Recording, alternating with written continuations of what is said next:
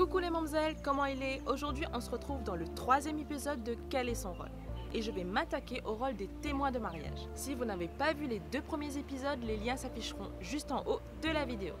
Si vous n'avez pas encore fait, allez vous abonner à mon blog, ma chaîne YouTube et à mes réseaux sociaux. Ça ne coûte rien et surtout vous pouvez me retrouver facilement si vous avez des questions à me poser directement. Vous retrouverez tous les liens en barre de description et je vous dis à tout de suite.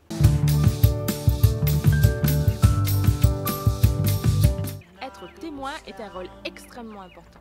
À partir du moment où vous acceptez d'être le témoin, vous devenez automatiquement le bras droit du futur marié. Car malgré tout, vous allez participer activement à l'organisation du mariage.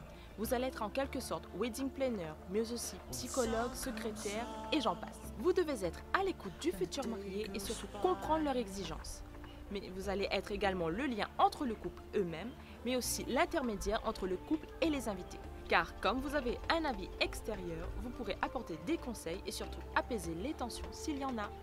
Qui dit participer activement à l'organisation de mariage dit mettre la main à la pâte. Ça sera généralement vous qui devrez aider la mariée à réaliser tout le côté fait main. Car oui, si elle veut garder un peu de magie aux yeux de ses invités, elle ne va pas demander à toute sa famille de lui rendre ses petits services. Elle préférera se tourner vers vous en premier. Ce qui amène à une qualité indispensable, c'est d'être disponible. Car oui, c'est un aspect important si l'on veut s'engager dans ce rôle. Il faut être disponible pour ses travaux faits main ou encore être là pour écouter et conseiller la future mariée dans ses moments de stress. Étant la plus proche de la mariée durant tous ces préparatifs, vous allez commencer à connaître ses envies, son entourage et qui de mieux que vous pour organiser son enterrement de vie de jeune fille. Et oui, c'est l'un des rôles qui vous est attribué. Au jour J, vous aurez donc le rôle que nous connaissons tous, c'est d'être présent et à l'heure au moment de la cérémonie. Vous allez donc être aux côtés de la future mariée dès le début de la cérémonie afin d'attester que vous êtes témoin que ce mariage a bien eu lieu. Et ceci se concrétise lors des signatures des registres. Ensuite, comme je vous l'avais dit plus tôt, mais en plus d'être témoin, vous serez une wedding planner et d'autant plus que vous aurez le rôle de coordinatrice du jour J. Car oui, connaissant tous les aspects du mariage, vous serez là pour coordonner les prestataires, les imprévus et les demandes de la future mariée pour son jour J. Et dans cette optique, vous allez gérer l'animation de cette soirée.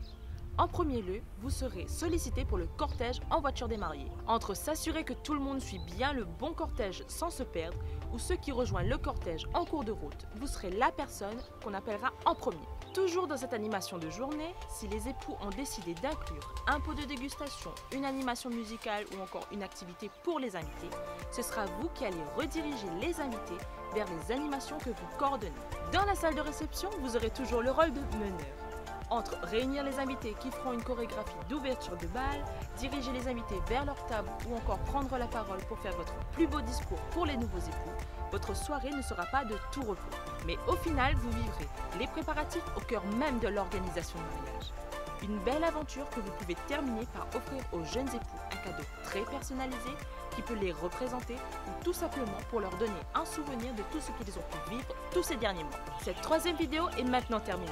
S'il y a un truc que vous devez retenir, c'est de ne pas choisir vos témoins sur un coup de tête ou parce que vous vous entendez bien avec une personne depuis quelque temps. Vos témoins sont surtout là pour vivre à vos côtés toute l'organisation de votre mariage et attester aux yeux du monde entier que vous vous êtes mariés.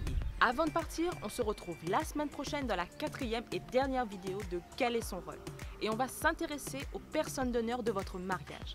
Donc n'oubliez pas de vous abonner pour être sûr de ne pas louper les prochaines vidéos et je vous dis à très vite et surtout une bonne préparation de mariage.